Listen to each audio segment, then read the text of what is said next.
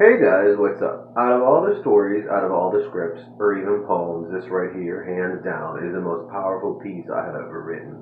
This was like taking a journey. It was self-reflecting and at times it was extremely difficult to write.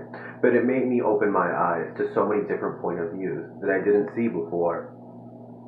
This story is about redemption, closure, letting go, and finding forgiveness. So this is episode 21, alternate ending, the art of letting go, the final conclusion to it. This episode starts off where Gigi calls her husband. He's expecting a fight, or her complaining about something, or about the divorce papers being signed. Surprisingly, she tells him she's ready.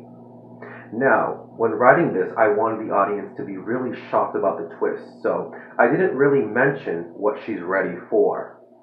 Since Pedro was staying at his partner's house, he tells Bob he's going to go see his wife and that she's ready. He's confused about this, especially since all the fighting and going back and forth. But Pedro finally makes his decision with his marriage in this story by walking out of his partner's house and going to her.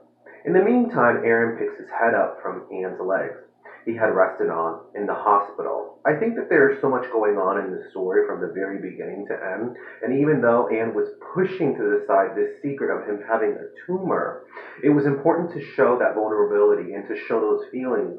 Aaron becomes very emotional, both of them together.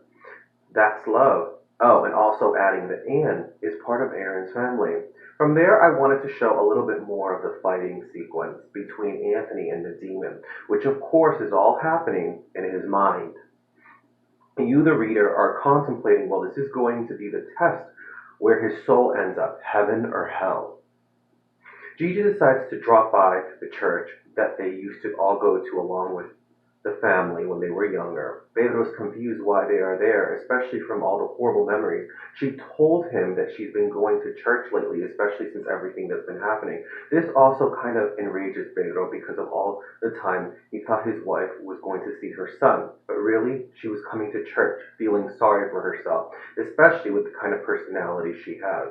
He stays in the car while she goes inside. She comes across a priest and an old friend. They have a confrontation, and you kind of see why there was a falling out. After that, she goes back to the car, and they head to Lincoln Community Mental Hospital. This is when you realize that Anthony is not, in fact, dead. He had just a really hard time after the time he tried killing himself, especially since everything that was going on in his mind and in his life. And in his mind, he's trapped in his body, and he's a 17-year-old kid. And none of this has been real.